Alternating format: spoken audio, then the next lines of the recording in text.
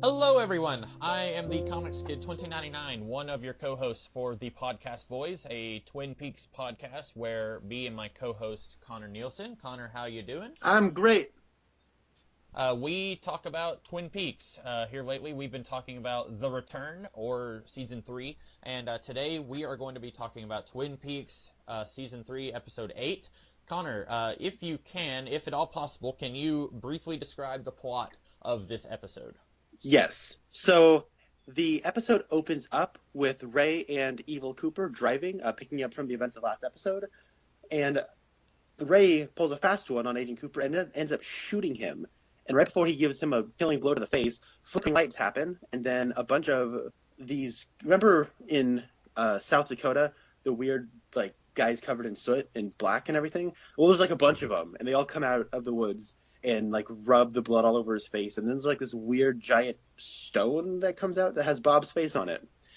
Then Ray drives away, and Agent Cooper, Evil Cooper, rises up. And then the channel changes to David Lynch's Twilight Zone. And then what happens is we see an atomic bomb, and we go inside the atomic bomb. And then there's a gas station that has the word convenience store written on it, and then a bunch of the weird black sooted. Wow, I was about to say all the black men, but I don't want to give off the wrong impression. All the men in black start. Wow, not FBI agents, men in black, but I think in the credits they're credited as woodsmen. So all the woodsmen start scattering about. Then we go to the place where the very first scene of this season began with the giant and a woman. And they're sitting in this weird house area, and that weird thimble-shaped thing that was on top of the floating box in space from part 3. That's also in there. It starts, alarming going off. The giant turns it off, and then goes to another room where he sees basically all the footage that we've been seeing of the atomic bomb and going inside the atomic bomb. And there's the weird tumor thing with Bob's face on it. And then he starts levitating in a bunch of weird, and all this was in black and white when we cut back to the atomic bomb in 1945 or 1941 or whatever. And then colored orange stuff comes out of his mouth, and then the woman comes on in, and then she sees a weird thing that had an orb with Laura Palmer's face comes out. She kisses it and then sends it off to Earth, presumably. Then we jump ahead in time 11 years to 1956, and we were back in New Mexico, and an egg hatches with a weird bug lizard thing comes out, and then a bunch of woodsmen are running around. There's one creepy one that's saying, got a light to multiple people, stops traffic. And then there's a little boy and a little girl. They look like they're in late middle school, early high school. And the boy's walking the girl home. They kiss, and then she goes, and she's all shy about it. One of the woodsmen approaches the local radio station, kills the secretary, and then goes in on the air and starts saying this poem over the radio, and it knocks everybody out. Presumably dead, except for the little girl who's also listening to the station. She kind of falls to sleep, and then the weird bug thing from the beginning, it crawls into her window and goes into her mouth as slowly and disgustingly as I can imagine. And then he crushes the dude's head, then goes off the air and walks into the night. Cue credits. All right, Comics Kid, I have an idea of how you felt about this. So tell me, how did you feel about this episode of Twin Peaks: The Return? I hated this episode so much. I hate this season. I hate Twin Peaks. I hate it all. I never, ever, ever want to watch Twin Peaks again. I am counting down the seconds until this season is over so that I don't have to deal with this garbage. I contemplated making a list of things that I would rather do than watch Twin Peaks. And on that list, I had put watch a 55-hour marathon of Michael Bay's Transformers movies because I honestly think that would be more enjoyable than this garbage. Oh my I hated it. God! I hated it. Oh, I don't even want to talk about it. I hated it. That was it. You were thinking maybe that episode 8 was going to be where this show kind of kicks into high gear. No, it's just back to Eraserhead. That was all I could think of. You said Twilight Zone. I'm thinking Eraserhead, and I didn't like that movie, and I don't like this. I don't see how any of this connects to anything.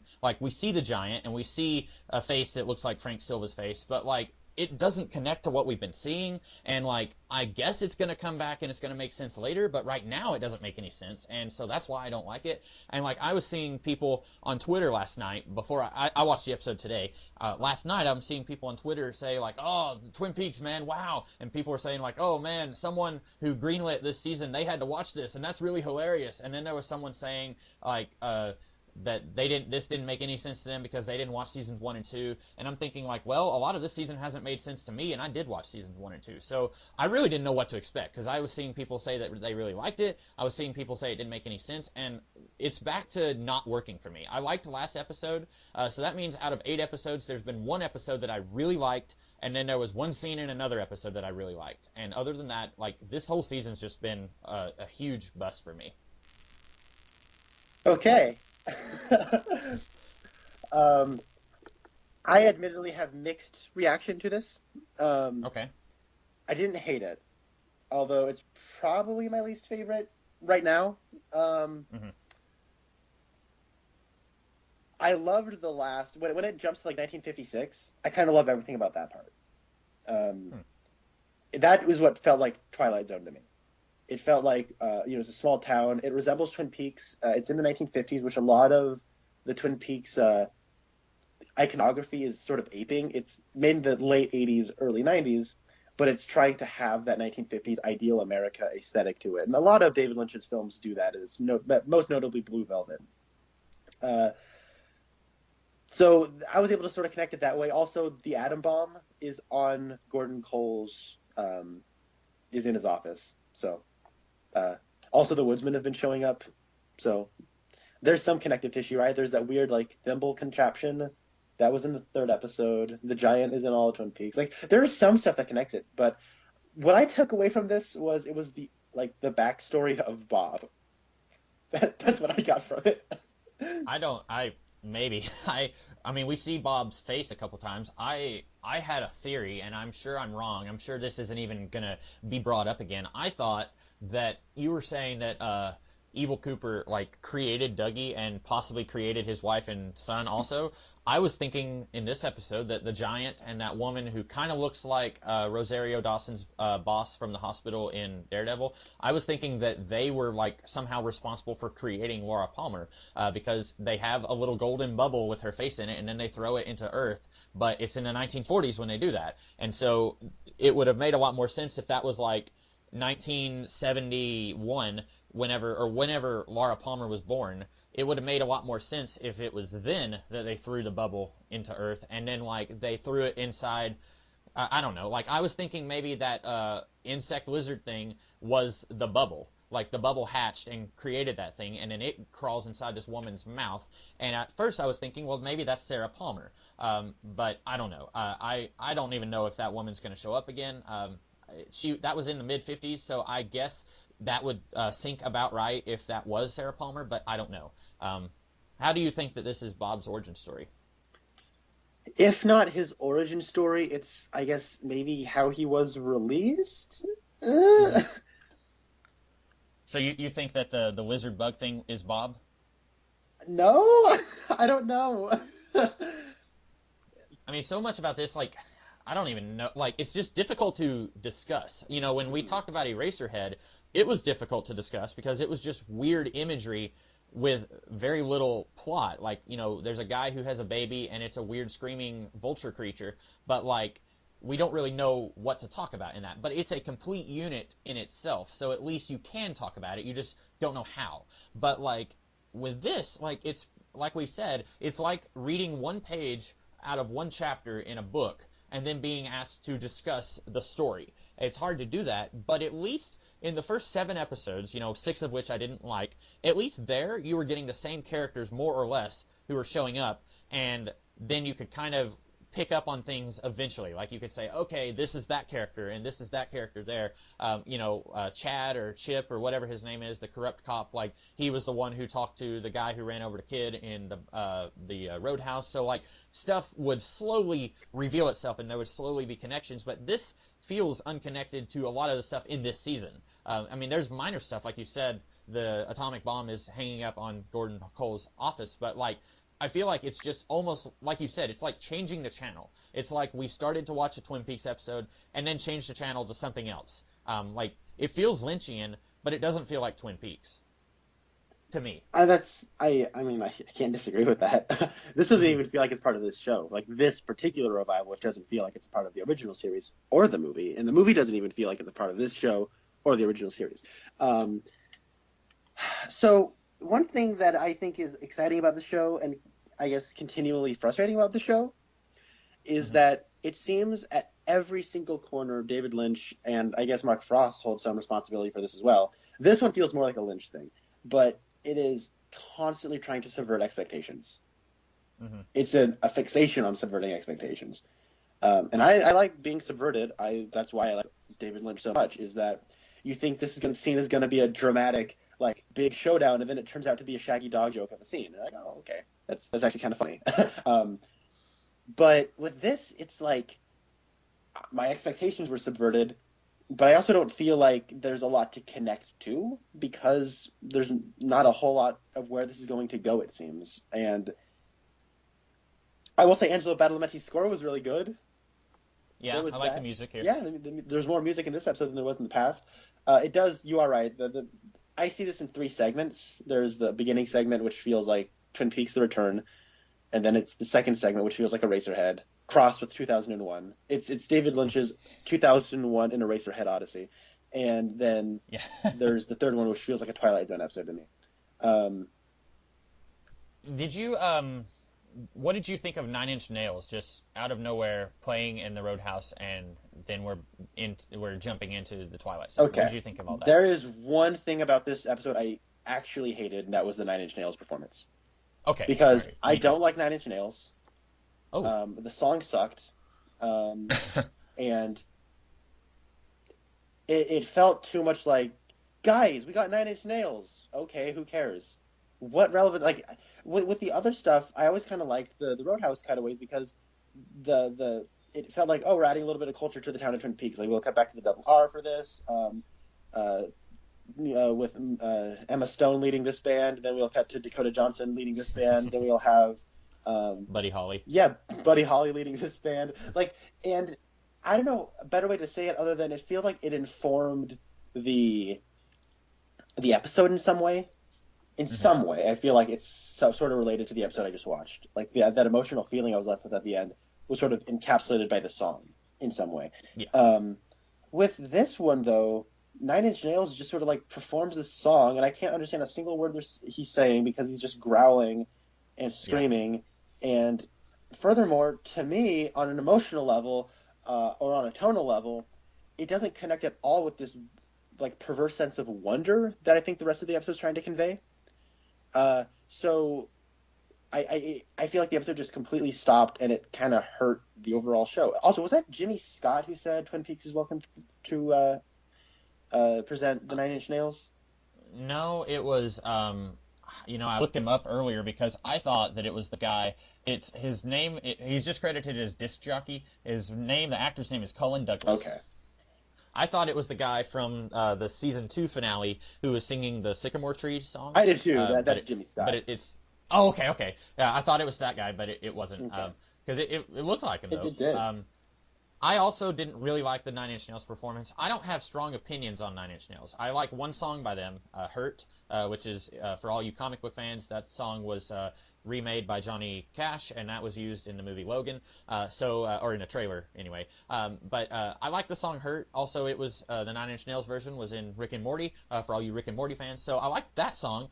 Don't really know anything else about them or their career, but I didn't like this scene because it feels like they just like Nine Inch Nails probably heard that they were doing a Twin Peaks revival and they contacted Frost or Lynch and said, "Hey, we're all really huge fans of that series. Can we have a part?" And they were thinking like, "Well, we don't really have anything for these guys to do. Let's just have them be a band that plays in the Roadhouse." If it was me, what I would rather them do is have scenes set in the Roadhouse. For example, that guy who ran over the kid, at one point he was like grabbing a girl and saying that he wanted to rape her and stuff like that. And then Chip or Chad, is his name Chip or Chad? I think it's Chad. I've heard everyone else say Chad. I heard Chip, but Okay, I thought I did too. He comes in and is like, he gets the money from the guy, and then he winks at him. You're doing a scene like that in the Roadhouse. Have a band playing in the background.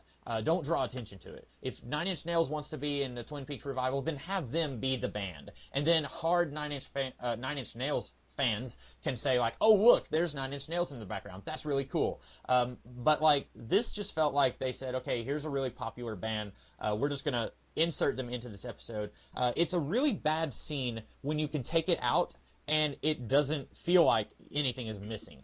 That's how I feel about anything, not necessarily Twin Peaks, but like if you're watching a movie and you could remove a scene and you don't notice it missing, then that scene needs to be reworked so that it fits better with the rest of the scenes. And that's how I feel. You may disagree, but in this case, if you took out everything with Nine Inch Nails, you wouldn't notice that it was missing. And I think that means that it doesn't belong here. And I'm going to be honest, I watched this last night right before bed. When we started recording, Mhm. I forgot they were even in the episode. And then you said, Yeah, "Oh yeah, Nine Inch Nails." I went, "Oh yeah." Because here's the thing, it doesn't like you're right, it doesn't add anything. To me, it doesn't even add anything atmospheric. It's just mm-mm. there. And I, with Lynch stuff, like I will argue that stuff will need to be there for the sake of atmosphere. And I know you strongly disagree with that, but I'm on your page right now. And furthermore, I know David Lynch has been directing like music videos and stuff. I thought the sequence was poorly directed. It was super repetitive. It was the yeah, same it was just shots, the guy. the same lights hitting them at the same way, and it didn't do anything to me. It was. And this is the first time you're going to hear me say this about anything we've ever talked about. I considered fast forwarding through it. Yeah, I did too. Well, and you probably disagree with me here. There were several moments in this episode where I thought about fast forwarding, and I didn't. I feel like I should be commended for that. I did not fast forward, but I felt like it. Like there was several times in this episode I was just like, man, when is this thing gonna end? But yeah, and I'm with you. I couldn't understand any of the song. Like I said, the song hurt. I feel like even if you don't like it, you can at least understand what they're saying. In this, it was a lot of like screaming and just like, wait, what? Like I couldn't hear. And I thought maybe if I could understand the lyrics, maybe they had some bearing on what's going on in the 40s and the 50s. But I don't know, and I don't really.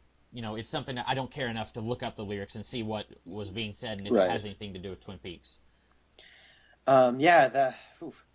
So I think maybe there's a little bit more here relating to the mythology of Twin Peaks than maybe you might Mm-hmm. give it credit for. Uh, I think we will be able to say that with certainty at the end of the season. Because right now, like you said, we get to see the giant, and we get to see Bob's face come out of Cooper's body, and then like we get to see them throw a little Laura Palmer bubble at the planet. Which, am I like overreading it, or did that seem to you like maybe they were creating Laura Palmer? it does, and that's what I don't like. I Okay. really don't want Laura to be the chosen one. That Mm-hmm. is, I hate the chosen one archetype. It's my least favorite story trope. But maybe it's because I was born in '95 and growing up, everything was a chosen one. Jesus Christ allegory.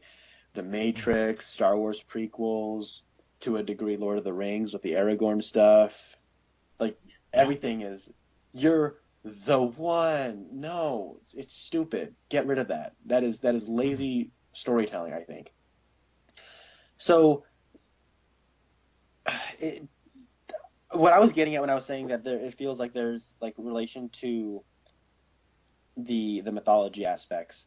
There's the point where the atom bomb goes off. We go into the atom bomb for a little while. There's that the gold orb that I think Dougie turns into comes at the screen at one point, and Okay. we go And inside the orb. also the stuff coming out of the giant is also gold. So there may be some. We talk about how color is important here. Mhm. Like there's the red room, there was a purple room, there's the black lodge, and then there's like golden stuff coming out of the giant. So like it's possible that that's connected to like what Dougie turned into. Maybe. Maybe. And so we go into that, but we also start getting that like weird sequence at a gas station. Hmm. My read on that is this is the creation of the Black Lodge. Okay. And does the atomic bomb have anything to? Okay, my read on this is man did an ultimate evil in creating the atomic bomb, and in doing so, they created the Black Lodge, which is basically this universe's world of hell. Hmm. I think that's not that cool or that interesting. I actually think that's a little preachy. I never wanted to know the origins of the Black Lodge. Did you? Not no, I didn't want to know that. Yeah, I did. It was not one of the lingering questions. I feel like if you watch season 2 and then you watch Fire Walk with Me, and you're thinking like, okay, there's some questions that I still have, like is Cooper going to escape, or your read on it was we get a conclusion with Fire Walk with Me. I don't think anyone was wondering like, well, where did the Black Lodge come from? Like, where did these demons come from? Like, that's just there's hell and there's demons. Like, it's pretty simple, I think. It's mythological, right? It doesn't matter where Yeah. it came from. It's there. And so I think a lot of that kind of took the wonder out of the mythology that I get when I watch Twin Peaks. And Hmm. it honestly kind of feels really conventional. And I know we get the whole obsession with subverting expectations, but you kind of take away all the weird makeup. And again, this is my read on it. This could not be what's happening, but my read on it is okay. You take out all the wacky imagery, and you kind of get a rather uh, basic story. And Hmm. we did the ultimate evil by creating an atomic bomb, and then we got the Black Lodge as a result. And in doing so, I guess maybe we released Bob. Maybe we didn't create the Black Lodge. What if the Black Lodge had been like sealed forever? And I'm just coming up with this as I'm talking, so point holes in my theory, if you will. Um, Hmm. and in doing so, they released the residents of the Black Lodge, which are these woodsmen. And remember, in the scene that takes place, remember the Philip Jeffries part from Fire Walk with Me with David Bowie? Yeah. He talks Yeah. about they meet in a convenience store. They meet above the Oh yeah. convenience store. And remember, in Mike's soliloquy from Cooper's initial dream, He a said that. convenience Yeah. store. We lived above it. I mean it how it is, how it sounds. Like they lived in a convenience store, like above a convenience store. It's Right. not specified where, but in Twin Peaks Fire Walk with Me, one of the residents of the convenience store is listed as Woodsman, Okay. and it's and, Oh, was it the guy with the red suit? no, that's the jumping. No, no, it was another guy. Yeah, and we had talked about someone had said it wasn't my idea, but I had heard someone say that maybe that was the log lady's husband Yeah, because I yeah, think exactly. That's the person I think of, like the big beard and the red beanie, and he does that yeah. weird thing with his hand. Um, so so I guess, and we're at the convenience store, and we see all these people running around it. So I guess um, the atomic bomb, like we go inside of it, and then there's like a floating monster, and it spits out a stream of stuff, and in that stream of stuff, there's the weird like stone with Bob's face on it. Hmm. So I guess the atomic Which bomb. the monster wasn't that the this version of the dancing man, the little man? It looked like the plant with the alien head. I thought that was Oh, that maybe it guy. was. To me, it sort of looked like the monster that killed the two teenagers in the first episode. Oh, it could have been. But then again, you might be right too. I actually thought the closer we got to the mushroom cloud, it actually started to look like the weird alien head on top of the. Hmm. Anyways, Yeah. um, so I guess for whatever reason the Black Lodge was sealed and the world was fine. And then we did the atomic bomb. And I'm sorry, I'm going over this so many times. I'm trying to like figure this out as I'm talking about it. We released the residents of the Black Lodge and Bob in doing so, and so all these like weird woodsmen, they're like phasing into reality, so to speak. Like they're coming back Hmm. into us, but they're in our world, but on a spiritual plane of our world, and they're residing at the convenience store because on that gas station it says convenience store, and I paid Yeah. attention. And now this is what I remember. I could be wrong. When we first see the convenience store, it's only one story, and then when we jump ahead 11 years, it's two stories. Oh, see, I didn't notice that. You were probably because you've watched Twin Peaks more than I have. Like you've gone back and rewatched the show on a few different times. I had completely forgotten about Mike and Bob, the spiritual entities living in a convenience store. Like I had forgotten about that from early in season 1, and then again in Fire Walk with Me. I had forgotten about all that. So you were probably when you saw that, it was more fresh on your mind. So you were paying attention to more stuff like that because that was all stuff that just went way over my head.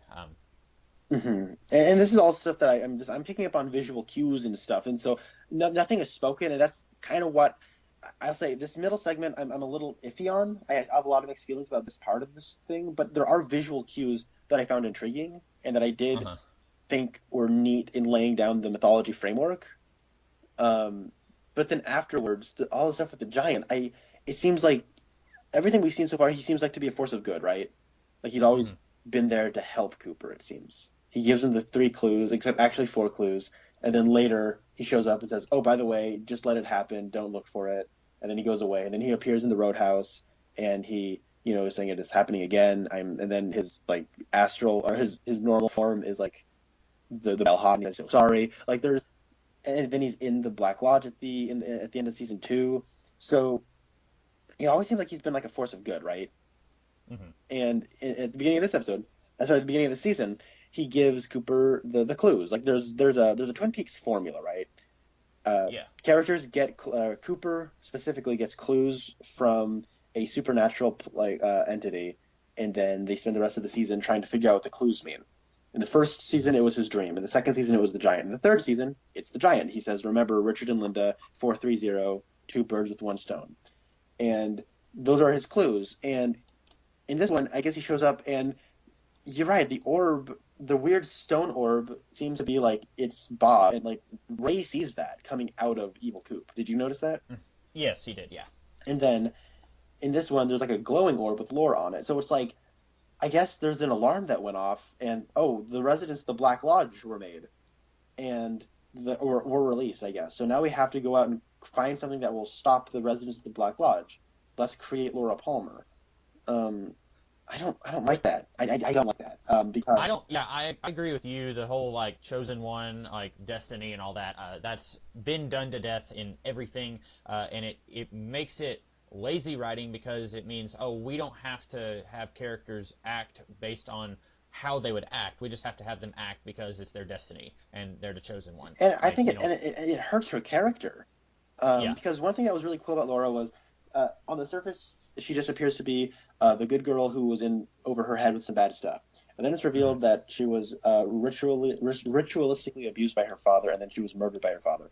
But it's also revealed that Bob was her father, and Bob is the supernatural entity that wanted to be her, Hmm. and so she resisted, like, or she wanted to be inside of her. He wanted to be inside of her, and she resisted that. So that's what made her a good character, is that she had strength and integrity and agency, to something good in the end, and that she didn't succumb to the evils of the world at the end. And that's what makes her a good character.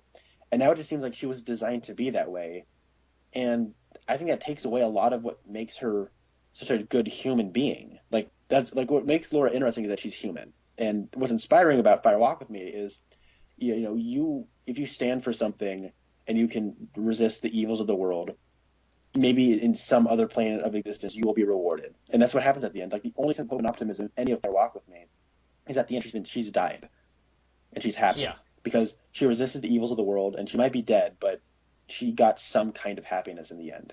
And she's in the Black Lodge now in season 3, and then you know what? I told you about this. I think the White and the Black Lodge are the same thing.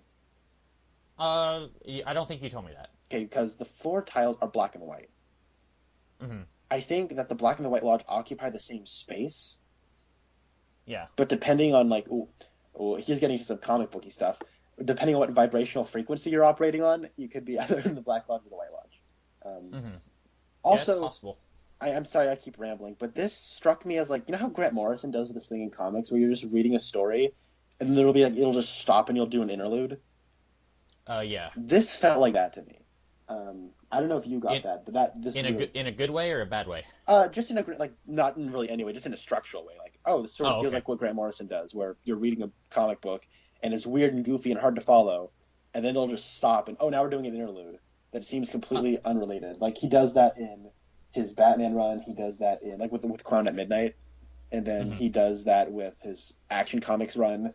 He does that in a lot of the stuff he does. So Yeah, and I've never thought that Grant Morrison was necessarily difficult to understand. A lot of people label him as that. I think at least some of the stories I've read are really pretty simple. It's just that he will throw weird things in there. Like a character will say like, "Oh, I can smell colors now on the fifth dimensional wavelength." They'll say weird things, and it's things that we as human beings cannot comprehend, and that's why people label Grant Morrison as being difficult to understand. But I think most of the stuff I've read with him, like I find it to be pretty basic. So I didn't immediately think of Grant Morrison, but I can see why you would think that. Yeah. That's funny. Smelling colors is a totally Grant Morrison thing. Yeah, yeah, exactly. Or like in his Doom Patrol run, like there were these hounds that could track people through time and stuff like that. Like he'll just create like insane ideas, but it's just like dressing on a pretty basic salad. Yeah, If I could, what's funny is then people at Comic Cons will be like, Grant Morrison, what does that mean? He's like, okay, you know what smelling is, right? Yeah. You know what colors are? Yeah. Okay, you get it. yeah, exactly. You smell Um, colors, but how's that possible? It's not possible. That's the point. And I think that a lot of David Lynch stuff is kind of similar to that. Or at least he would probably have a similar attitude of, okay, there's an egg, right? Yeah. Okay, now it's in. mhm. You know what time is, right? Okay, now there's an egg in time. Deal with it. Yeah, exactly. Getting back to the Laura Palmer being a creation of the giant, if that is what's happening, which it seems like that's what's happening. I also don't like it because that's in the mid 50s, and that would put Laura at being like middle aged by the time you get to when she died in the early 90s. Because like I would think it would make more sense send the little bubble to Earth, and then maybe it hatches into a bug and then it crawls inside a girl and then she ends up being Sarah Palmer.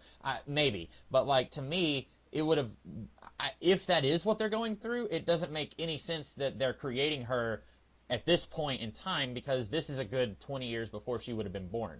That's just like a nitpick, but it's something that occurred to me when I was watching it. No, I didn't pick up on that. Might be Sarah Palmer. That's interesting because she's a teenager, but she's a young teenager. It's very Yeah, clear yeah. that she's not like James and Donna age from the original series. Yeah, and also those two. I mean, traditionally, like I've been watching Buffy the Vampire Slayer a lot lately, and in those early seasons where you're dealing with characters who are teenagers, 15 to 18 for those first 3 seasons, they start off in their sophomore year in high school. That's season one. The actors are all 18 and older. Like there's an actor who's like 20 24 years old, I think, when the show first starts. Like I think the youngest actor out of the main cast was like 18, and so like you've always traditionally got people in their mid 20s playing high schoolers in movies and TV because child labor laws and stuff like that. You're not allowed to overwork actual children. And in a case like this, where they are actual children, or they're younger than 18, because I think the boy who kisses her, he was like 16. And so like but then it's just one scene, so there's no worries about child labor laws. But Mhm. yeah, so I feel like with Donna and James, they're like in their 30s, or James does not look old enough to be in high school. But like here, I think they're just like, yeah, let's actually get some actual children, and maybe they're thinking like when the bug crawls in her mouth and that's scary, like it amps up the fear for us because it's a girl, like it's a little girl. Mhm. It's not an adult. Like I don't know why it works this way, but like pretty much all human beings, like if you have an actual adult who's about to be murdered, most of us can say, it's an adult. But then if you turn it into a little kid, it makes us a little bit more terrified. And maybe that was why they were going for that here. Well, what I was going to say was she looks like she's sort of at the age of puberty, Yeah. and is oh boy, I haven't taken health in a while, but isn't like where you kind of start to develop, like isn't that the ovulation stage, right? Where you start I I do not know. where your ovaries start to get eggs, so to speak. Um, Possibly. I think they basically created Laura to be an egg inside of a girl who's developing, so that when that girl gets older, she will meet a dude, and then the egg of Laura will be destined to get inseminated and turn into Laura Palmer. Right. I don't know how a Which bug is related to all this, but maybe. I think that is just David Lynch just wants to be weird, and he's like, what's a weird way that I can have this Laura Palmer bubble get inside what could be Sarah Palmer? And I should point out on Internet Movie Database, she's just credited as the girl, so we don't know who she is. She doesn't have any name according to Internet Movie Database, but that's just my theory. But yeah, I think the bug is just like Lynch being typical Lynch. Yeah, I want to tell you something I had. I had a dream the other Hmm. night. It was about Twin Peaks. That's why I'm bringing it up now. Um, yeah, dreams, Twin Peaks. Sure, why not? Let's Yeah. go for it. I've been having a lot of extremely active dreams lately. Like I wake up most days exhausted because I feel like I've been uh, like awake the whole night. But Hmm. this one, I was so excited for this next episode of Twin Peaks that it started. And I'm like, all right, I'm watching. Like it was like the episode was playing in my head. I wasn't in the episode. Hmm. You know how most dreams are from your point of view. Like this is just like I'm watching a television. Right. and this is happening. It starts off with, Agent Cooper, and he's like at an airport doing something, and I'm like, oh boy, here we go. And I'm not kidding. It turns into Rodan. Rodan shows up and starts flapping his wings, and people go flying everywhere, and helicopters and planes are flying into the building, and it was terrifying. Mhm. But you know what's the craziest part, though, is it turns into black and white, and this episode is in black and white most of the Oh time. wow. So that was kind of wild, huh? You definitely, yeah. Um, I wanted to bring something up that I think is hilarious. So the actor, the guy who says got a light," that guy, he has only been in very little stuff. His acting career started in 2010. Of the 8 things that have come out currently with him, 7 of those things he played Abraham Lincoln. Really? Yes, actually, let's see. There was a short in 2010, Abraham Lincoln. There was a short in 2013, Abe. There's a short in 2014 where he played Abraham Lincoln. So I guess he's a clone of Abraham Lincoln. And then 2014 he plays Abe Lincoln. Wigs he plays Abraham Lincoln. Pee-wee's Big Holiday he plays Abraham Lincoln. And then Twin Peaks he plays the Woodsman. And then there's a TV movie from this year he played Lincoln. And then there's something coming out later this year where he plays Grandpa Amos. And then he's got 2 more Abe Lincoln credits in the can. So like, Wow. yeah, like this is, and he looks like, I'm looking at his picture right now. He looks just like Abraham Lincoln. Actually, he looks like a younger version of, oh man, he was just in this series a couple episodes ago. Who's the guy from the Avengers? Son, you have a condition. I can't remember his name. Harry I Dean feel like, Stanton. yeah, he looks like a younger version of Harry Dean Stanton dressed up as Abraham Lincoln. Like if Harry Dean Stanton had a beard circa Escape from New York, like that's what this guy would look like. Like Wait, there's one is picture. Harry Dean Stanton in Escape from New York? Yes. Oh, now I need to watch it. Oh yes, you do. I watch it every Christmas Eve. I don't know why. That's just my weird thing. But he plays Brain in it. He's like a minor character, but he is in it. Yeah. Actually, speaking of this, that's actually the very first video I ever watched from you. Was your entry into Who Reviews the Reviewer season 4? You reviewed that movie. Oh yeah. Uh-huh. Yeah, I've been watching that for like the last 5 or 6 years every Christmas Eve, and at this point, like last year, I watched it with commentary. We're way off track, but that's okay. I watched it with commentary last year, and I found out new things about it that I didn't know, and I'm like hoping that I was hoping to find like a fan commentary online that I could watch this year, but I haven't found one. Hmm. So Maybe you need to make one. I may do, yeah. So, um, uh, the stuff at the end when it jumps in time to 1956. So, would you say that the episode already lost you by that point? So, or you were still were you just not giving it a chance at that point, or like where were you when it jumped ahead to 11 years? Oh, well, I mean, I was trying to pay attention. It's not like I just kind of like turned it off and just like wasn't, giving it the effort. But I would say it lost me sometime before it jumped to 1956. Okay. Because it was whenever we were seeing the giant and he's spitting out the orange stuff, and there's that woman. Do you think she looks like Rosario Dawson's boss from Daredevil and Luke Cage and all those shows? She kind of does. Okay. I completely forgot about that character, and then you brought it up. I went, yeah, you're not wrong. Right. She does kind of look like It's not her though. I looked her up and it's a different actress. But around that time, I was thinking, okay, this entire episode is going to be like black and white and is not going to have any of the characters from the season. And so I was kind of like, around that point when we jumped to the 50s, I was afraid of that. But I mean, I was still trying to pay attention to stuff, and I just wasn't as invested as I probably would have been if we were getting all the characters we have been getting, like Chad and that guy who ran over the kid. Like if we had been getting all that, maybe I still wouldn't have liked it because I only liked last week's episode. That was the one that I just flat out liked. Like I didn't really have any problems with last week's episode that I recall. Nothing like big enough to make me remember. But then if it had been more of that stuff, maybe I wouldn't have liked it. But I think I would have liked it more than this episode. Yeah, I understand what you're saying. I think just taking this episode out of context in isolation as a piece, it's all right. I understand why people probably wouldn't like it. I understand why you don't like it. But it was sort of working for me. But at the same time, it's an episode of Twin Peaks, and as a part of the bigger whole, I don't think it operates that well. And that's the thing with, just take it as its own piece. Well, it's kind of not its own piece. If we're going to treat this event series as an 18-hour movie, then I'm going to treat the 18 hours as a piece. And so much of this season has not been episodic, like, whatsoever. Like, it there's not like this is the episode where this happens, and then at the end of the episode we're left with this. It all just sort of flows and like bleeds together, and I think that's by design and by nature. So this as a part of the rest, I think it's the weak link here. I think a lot of that's A, it tries to explain stuff, and B, the explaining of the stuff I'm not exactly satisfied of what I can read, or at least what I think I'm reading. So Yeah. I didn't hate it. I think some people are like, I know a lot of people hated this. I looked up one forum and everyone was like, I'm out. This is like one of the worst episodes of television I've ever seen.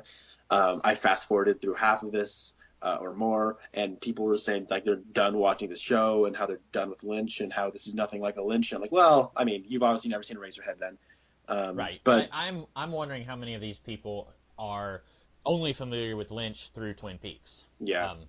But yeah, it sucks because you were thinking, and after a few episodes in, I was starting to agree with you. I was thinking episode 8 is going to be when things are going to hit the fan. Like, you watch like a 22 episode season of any show these days, and around episode 10 or 11 is when they'll do what they call the mid-season finale, and that's when it's like, oh wow, that was huge, and then you have to wait like a month for the next episode. I thought they were going to do something like that here. I thought that episode 8 was roughly going to be our mid-season finale, and then we were going to get a few weeks of a break, and then things would be a little bit more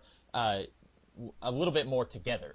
You'd have some of your disjointed characters and subplots would start to merge after that point. And I'm certain that nobody expected the halfway point to be when everyone would just jump ship, because like it just seems like it almost feels like David Lynch is just kind of trolling us in a way. Yeah. And I think that I've said that, like, oh, it kind of feels like David Lynch is just trolling us, and a lot of people have been saying that. I think where I was kind of getting off on saying that, where I think a lot of people might agree with this, but they didn't. Wow, I'm going to sound really condescending and douchey when I say this. I apologize. They didn't think about it this way. And I only really kind of came to this by watching a lot of Lynch, and I've said this before in this podcast, of he's obsessed with subverting expectations. And it was subversive. You can't say this wasn't subversive. Were you subverted? Oh, yeah. I mean, I wasn't expecting Eraserhead Part 2. But I think there's different ways you can subvert expectations, and sometimes I enjoy it. Empire Strikes Back. I'm going to spoil a movie that's like 35, 40 years old, so anybody who hasn't seen Empire Strikes Back, go ahead and tune out now. Nobody was expecting Darth Vader to say, "No, I am your father." Everyone just took everything in A New Hope and up to that point in Empire Strikes Back at face value. Okay, Darth Vader and Anakin Skywalker and Obi-Wan were all buddies, and then Darth Vader killed Anakin and he went to the dark side. That was what we took at face value, and then it's like, just kidding, Obi-Wan was a liar and Darth Vader's telling the truth right now. And that was where everyone on the planet had the rug pulled out from under them, and that was a subversion of expectations. And that was good, I think. This is a subversion because nobody was expecting it to be just a weird peyote fever dream for 45 minutes, but I don't think it's a good subversion.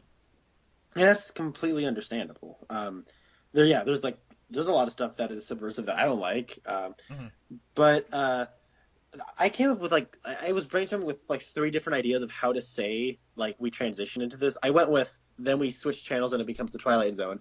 I also decided maybe, and then David Lynch decided to make a sequel to Eraserhead.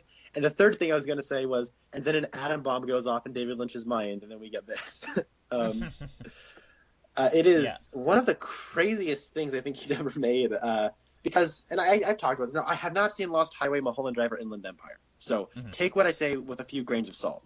Because of what I've seen, which are his first 6 films and The Straight Story, as well as all of Twin Peaks, the only thing I would say is honest-to-God surrealist is Eraserhead. Elephant Man has a weird opening.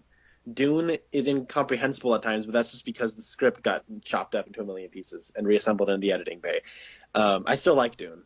But Dune might be one of his more comprehensible. Like, it might be one of the least Lynchian things. And I've seen a lot less Lynch than you have, but I would say it's fairly typical and mundane compared to a lot of what I have seen from him. Yeah, and then people always say Blue Velvet is like one of the weirdest movies ever made. It's not. It's really not that weird. At least I don't think it is.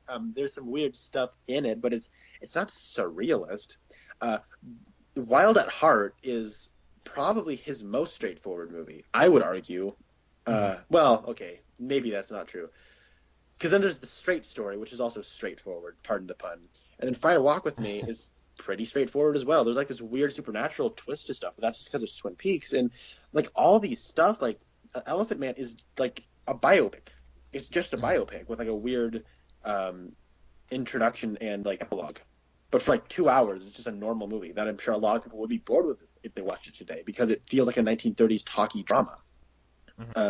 So he does have these supernatural these surrealistic tendencies, but I've always kind of pegged Lynch as more of a hyper realist, where people act so real that it almost feels like you're so not used to people in movies acting this real that it feels weird and surrealistic. But this is maybe his most surreal he's been since Eraserhead. Now, of course, I have not seen Lost Highway, I have not seen Mulholland Drive, I have not seen Inland Empire. So take that with a grain of salt. Yeah. So this is. Are you excited going into the rest of this season? Yeah, but I'm like, Okay. here's the thing though, because like I feel like I watched about 7 minutes of a continuation of the Twin Peaks show, then I just kind of basically got an elongated flashback scene. Yeah. And it's like, okay, I got a little bit of backstory. It doesn't really change. I don't think this is really going to change anything going forward. It might inform stuff going forward, and I think a lot of the stuff that we've already seen has already now been retroactively recontextualized because of stuff I have seen, like the weird like woodsman that's in South Dakota. I now kind of know what that's all about. I now know not just be scared of him because he's a weird ghost, but this is a violent, scary ghost. Right? Yeah. Now I really need to be scared of him. Can the people in South Dakota see this person? I don't know. Yeah, I'm gonna guess no, but I could be wrong. I'm not excited, but if every other episode after this has the characters who I don't want to say got to know, because I still feel like I don't know a lot of these new characters, but if we're at least back to the characters that we've been with for the last 7 episodes before this one, I will probably be more interested than I was in this episode. This is the first episode that didn't have Hawk. And I was looking on the Internet Movie Database. Technically, the first episode that didn't have Dale Cooper. It had Evil Cooper, but it didn't have. I don't know. I mean, you could almost say that every episode this season hasn't had Dale Cooper because Dougie is almost like a brand new character. Yeah, I would agree with that. Yeah, like I can't have a God Bless You Hawk moment of the week. I'm I know. sad. Yeah, This I is was the first about time. that. This is the first time of this whole revival I haven't had a God Bless You Hawk. Like, what am I gonna do, man? What am I gonna do? You could also do a God Bless You insect crab. Okay. I'm gonna be candid here. I had trouble going to sleep last night because of that weird lizard beetle thing. Yeah, it's definitely. larger than it looked initially. Yeah, and because what?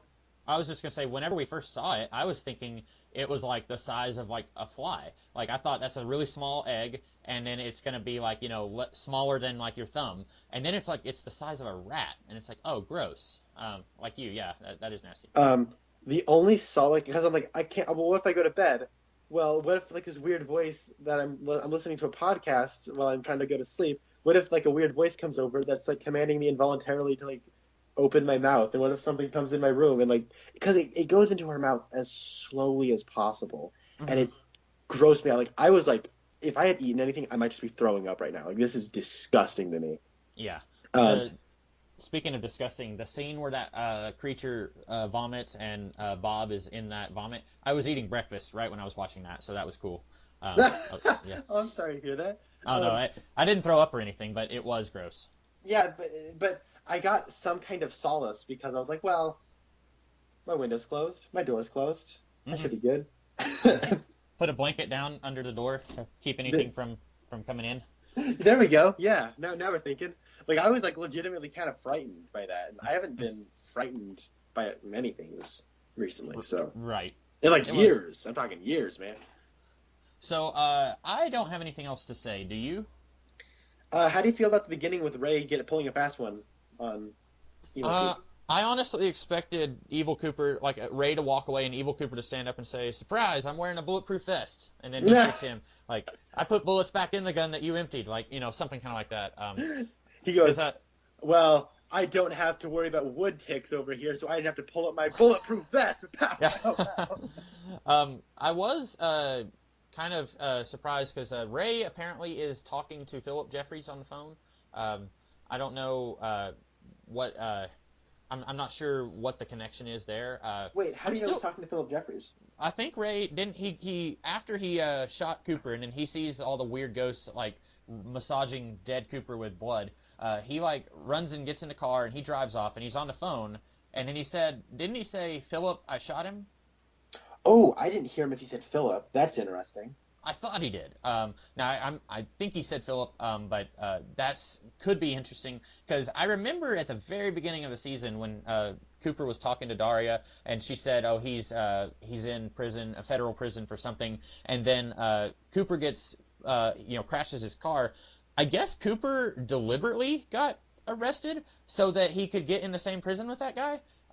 Which isn't something that really occurred to me whenever we were watching these episodes because I had honestly forgotten all about this guy that Daria said was in federal prison until now.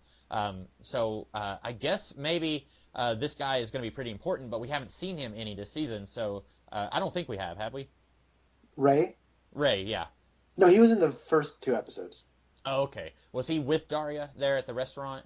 Yeah. He's the one who said Cooper says, "I don't need anything I want, and I want that information." Oh, okay. And then he says, See, "Well, sounds like you want it pretty bad." mhm.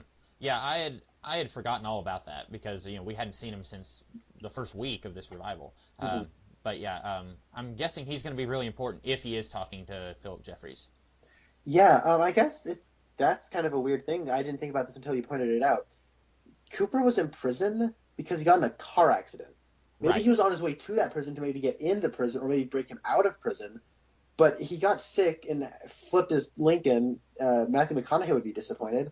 But he flips his Lincoln, and then he gets sent to jail, and it's just a coincidence that it's the same prison that Ray's at.